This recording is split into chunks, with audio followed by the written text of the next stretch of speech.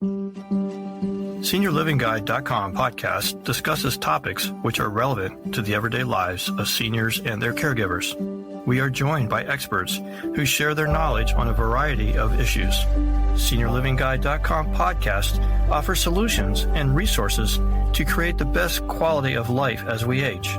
And now, let's welcome your host, Darlene Mahoney. Does the idea of searching for senior housing solutions seem overwhelming and you just aren't sure where to even begin?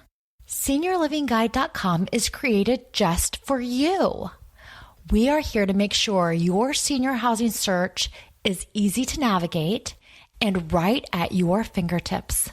We provide details on communities to include retirement, 55 plus, independent, assisted living, skilled nursing, memory care, and even home health and home care solutions, all in one easy-to-navigate website, allowing you to decide which best fits your needs and connecting you directly with those communities and senior solutions.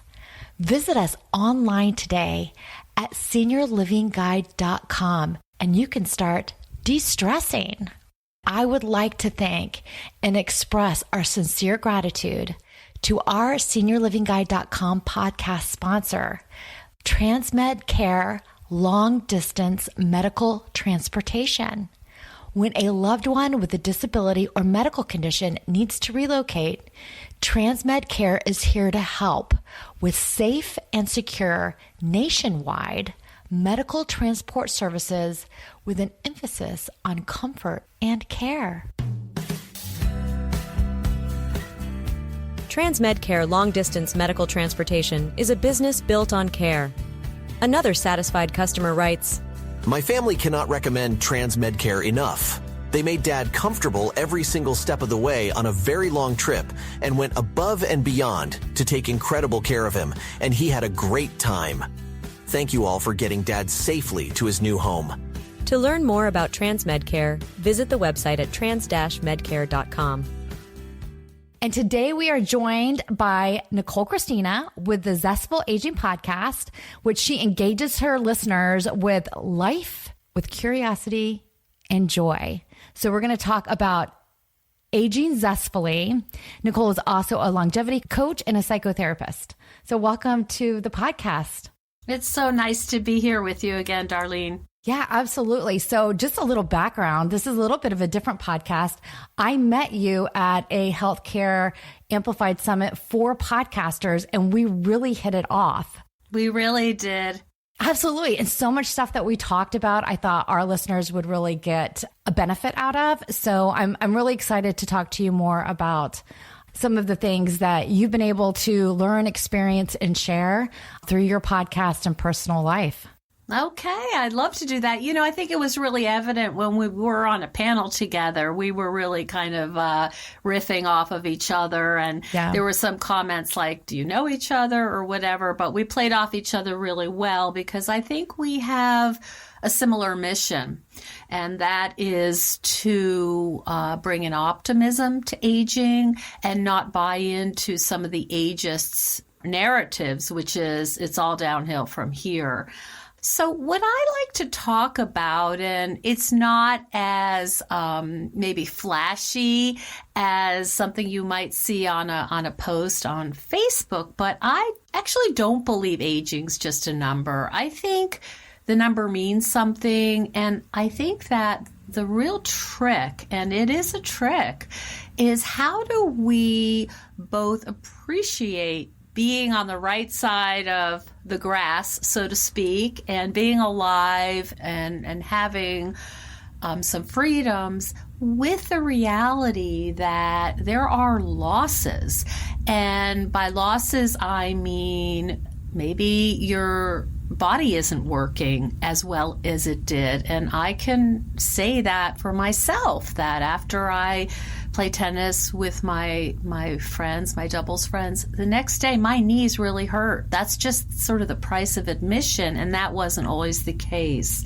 And so it's this fine line. I sort of see this as you're constantly negotiating the gratitude of maybe, if you're an empty nester, having more time, maybe having more resources, getting to travel, getting to do things you never had the time or energy to do, with the reality that, you know, if I'm going to be hiking Machu Picchu or whatever, I better bring some knee support or extra Advil. So that's kind of my thing, is sort of the reality of aging, where there are such great parts, but there's a reality to it as well. And I don't want to deny that.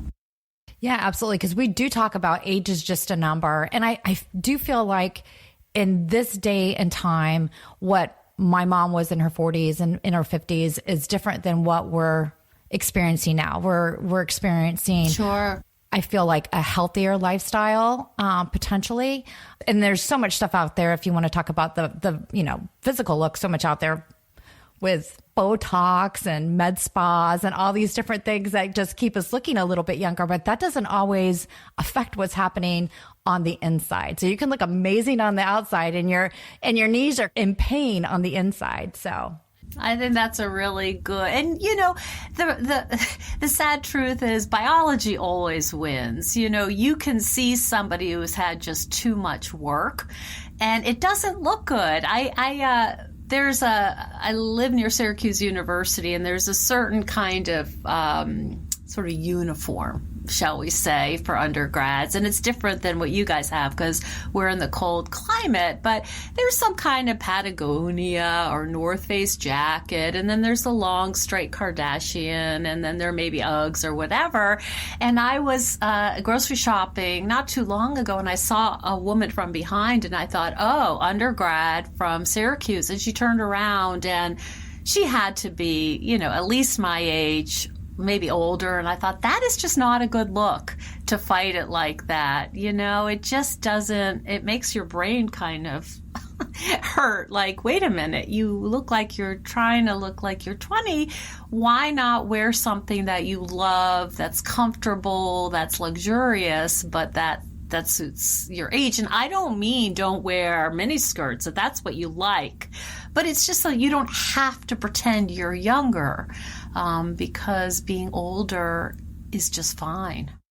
Yeah, and I think it does get harder as we get older because society really does push looking younger, push all the products.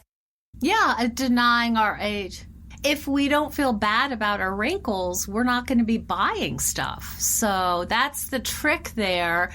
But I will also say, as somebody who's a clinical social worker and very steeped in all this influences, I live in the U.S. or in the world, because it's not just the U.S., and I have the same feeling of pressures. I just may be a little more rebellious than some. But yeah, for sure. I mean, ageism is a real thing. And if we're going to deny it, I think we're doing ourselves a disservice. Yeah, I absolutely agree. So a lot of the things you talk about on your podcast and the way that you feel is that accept your age, but really enjoy your life. And sometimes if you're not focusing on the outward appearance, you can really just go for it. You can do all the things. I love that. All the things. Let me tell you about some things. So I have a group of tennis player women. We're all over 60, and I know you know this because I talk about it constantly. So we're going to all go to northern Spain in a couple months and walk part of the Camino. And I know it is going to be hard because this particular Camino is very up and down, very bouldery. It's going to be hard. I'm going to be in pain. I am already my podiatrist is giving me an emergency pack of steroids and meloxicam and all this stuff. But that's something I couldn't have done while I was raising my son or working a ton. I'm not working as much anymore. So there are these adventures. And I think that we're in the sweet spot where our body's still functioning and we may have more time, we may have more resources, and we say to ourselves now, like, what would be wildly fun for me? What would be a wild adventure? And not everybody has the same idea of what's fun, right? I mean, some people want to do hot air balloon. That wouldn't do it for me. Some people want to go to hike in Vietnam. That's not something that particularly appeals to me, but I think we get to ask the question, like, what would really light me up? And that's different than what might be true for you. You know, I want to see some things that are like for example, choosing where to go. Like for me, Iceland was such a treat and a privilege to be there. It's a little weird there. It looks different, you know, that kind of thing. So what does make your heart sing? And who are the people who might want to do that with you? That's the fun part. Yeah, absolutely. I have a senior in my life that has taken on guitar lessons. Love it. Because she was never able to do that. So she actually does look for all of these, like, I want to almost say like quirky out of the box. Absolutely. Because she's not a big traveler, which people a lot of times associate, you know, when you retire, you get to travel, which is totally my dream. But it's not everyone's dream. They may be more homebodies, but they still want to learn different things. And I think that that is actually something that can be explored by our seniors, that don't just put yourself in a box where you're doing your arts and crafts that you've always done, or you're just going out to eat, or you're just doing all these things. Look for something fun and unique. Candle making, whatever floats your boat. I think that is so well said. I belong to a knitting group in my little town, and some people are doing stuff I'm like, wow, that is so far beyond me. Like there's a sheep farm near us, so they're like dyeing their own wool and spinning. I'm like, wow, I'm just ordering it online and I'm knitting. That's about what I can do, but that's exactly it. Like, what is the worst that can happen? I tried this felting class with a friend of mine. I'm like, this is not for me. I mean, you're just sort of sticking a sharp, it's like a pin in this wool, and then it turns into whatever, and it's adorable and cute. It just seems to me not interesting at all. And like, so what? I spent an afternoon doing something. I made a little gnome or whatever. Lesson learned. I'm not going to go back. But that's it. And there's so many meetups now, and there's so many ways to meet people who are doing things that you're kind of curious about. The thing I hear, and I don't know if this is something that you hear too, is that my clients will say to me, but I don't know anybody, but that's going to be awkward. And yes, that's right. It's not like when we were in college and it's really easy to make friends because they're sitting next to you or they're in your dorm and you're eating with them. It is harder to make friends as we age.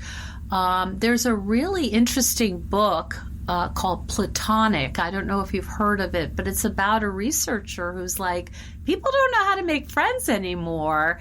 The world has changed. I've really liked that, and I've shared that with my clients. And the reality is, yeah, sometimes it's a little awkward to say, hey, do you want to go get a cup of coffee or a wine or whatever? But somebody's got to make the first step, and it's important to have a group, a network, and people you feel a sense of belonging with. So somebody's got to do it, and you'll survive if they say, no, I'm too busy. You really will survive. Yeah, absolutely. All they can do is say no, right? Right. Yeah. And I think that if you're looking into different activities in different areas, you're going to meet people with the same passions. If you're doing group activities, and you may make those connections that way, like I mentioned, like the candle making or different things like that. So if you start getting involved in that, you're going to meet like-minded people that enjoy the same activities. And then that can definitely stretch into, dinner and happy hours and absolutely. Yeah. And retreats. So I mentioned this knitting group where I'm like, I don't know what you would call it, the most conventional girl there. And there's a big retreat down in the Hudson River Valley. It's pretty far from us. It's like 3.5 hours, but it is a massive yarn knitting. People come from all over the world. And I'm hoping that next fall we get a van and we all go down together. That's not something I do by myself. And I know that you're familiar with the research that exercise is important, sleep is important, food is important, but connection comes out on top almost every time. And it's because we're mammals and we're wired to be with our pod or whatever you want to call them, our tribe. And so loneliness is something we really need to avoid. It's not just uncomfortable, it's dangerous. Oh, it absolutely is. And it's epidemic. I think it's becoming more and more of an issue with our older population, the isolation, the loneliness. And some of it, I think, kind of got catapulted during COVID. And I'm not sure that we've clearly made a recovery. I know that our younger generations have not. So it is super important to make friendships, look for people to connect with. And, even if you're going to try something like you mentioned, your gnome project, right? It wasn't your thing, but you did it. You tried it. Now it's not your thing. It's not your thing, but you know what? You got a gnome out of it. So I got a gnome out of it. I tried a drumming group and it sounded great. I was familiar with the guy because he's a local sound guy, meditation, whatever. And I was like, yeah, this is so fun. It was on the lake. It was all lovely. I was like, it just didn't click for me. I don't know why. I thought I was going to be like buddies with my, my fellow drummers, but they were all like into their rhythm. And I'm like, okay. But then I got on the mailing list for this other stuff. So yeah, I think it's like part of it is knowing, accepting that it's trial and error, and you'll always have a story, and you can come back to your friends or partner or whatever and say, oh my God, that was embarrassing, or I was terrible at that, or I'm never going back there. Yeah, I already know I have no coordination. Okay. Not that I don't enjoy dancing and doing those things. I love it. Okay. I'm just terrible at it. You do what you enjoy as well, I think, even if you're not amazing at it, especially as we get older. I think anyone should be doing that as well. But as we get older and we're aging, it's so important to feel good about ourselves and have that energy and just that comfort that you get when you are doing things that you enjoy, even if you're not the best at it. I know I can not do Zumba. I 100% know that Zumba, I am stepping on people's feet. That's the worst when you're so out of the rhythm. Yeah, it's so hard. But who doesn't love Zumba? Right. Their music's great. It's super fun. If you're not good at it, who cares? You're getting out there. Well, we actually have got to take a break for our podcast sponsors, TransMedCare Long Distance Medical Transportation, and we will be right back. Hi, this is Andrew Brainerd, owner of TransMedCare Long Distance Medical Transportation. When the time comes to relocate a loved one under medical care, TransMedCare is here to help. We offer nationwide medical transport services with fully customized vans providing all the comforts of home, and licensed medical professionals to accompany your loved one along every mile. At TransMedCare, nothing is more important than bringing your loved one home safely. Visit our website at trans-medcare.com. There's an expression you might be aware of called failing freely. It's like, hey, here I go. I'm terrible at it. And, watch me fail. Exactly. And that's fine. Yeah. Even like karaoke. How many people are good at karaoke? Not a whole lot. But that doesn't mean they're not getting up there, singing their little hearts out. And when you get up there and you sing your little heart out, I'm telling you, you feel amazing afterwards. It takes courage. I think aging well and aging zestfully does call on courage. We've never been here before. It's a new phase and we're not always getting a ton of support. We kind of have to be intentional and make our own good lives because, as you said before, the pressures are like, oh my gosh, you've got age spots and wrinkles and this and that. So like, what else can I balance that out with? It takes some effort. I would say that. Yeah. And I think that it's important to remember just, no one's going to come knocking on our door and say, hey, join our awesome group. We have to find it. Right. And I've actually found that with podcasters. Like we have something, particularly who focus on older folks, we kind of have an understanding or a natural affinity. And that's been really nice. Yeah. Part of that on my end is people that really have a passion for their audience, whether it's a senior audience or younger audience or, someone that works with grieving groups or caregiver groups.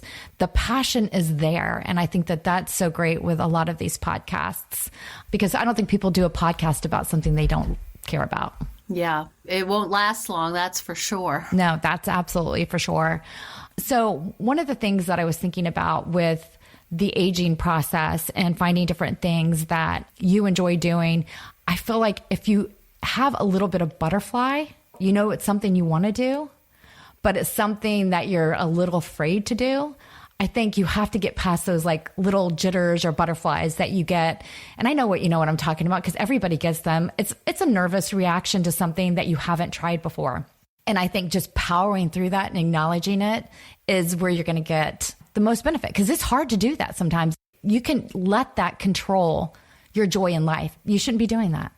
It's funny. I think my clients are I have this fantasy that they all get together and sort of repeat the phrases that I always use. And one of them is, of course, of course. And if you're going to do something new, that's a little challenging, that's a little different, and you get butterflies, I think the phrase to yourself is, of course, I've never done this before. I've never gone whatever, snorkeling, or I've never gone whatever. And I've been aware, and I'm sure you are too, Darlene, that a lot of women after 50 are starting to want to, back to traveling again. And they're going to some very interesting places, and they're traveling solo. And I think that's a different skill.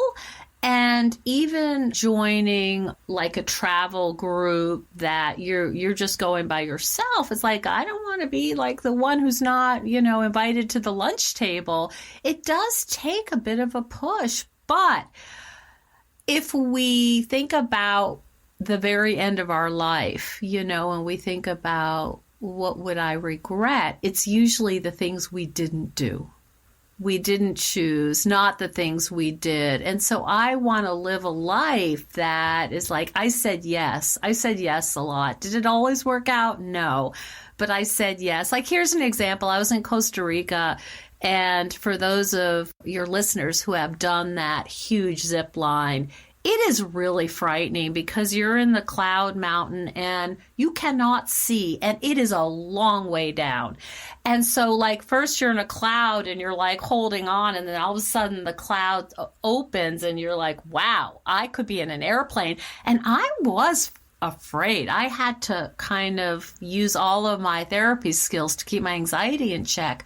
But I'm so glad I did that, and that's just an example. The other thing I want to say is I have clients who are like, I have no idea what I want to do.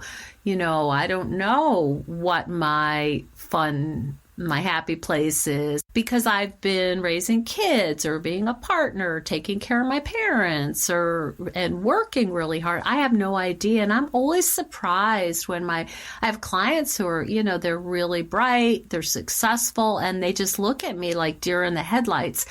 One of the things that I will ask them is, what did you used to do as a kid that you really liked? And there's just like this, I used to love to draw, or I used to love to take pictures, or I used to love taking care of my guinea pig or whatever. And then we go back to how can we bring that into present day? And so that's a really effective way that I found to help people identify what they might be wanting to pursue now that they have time.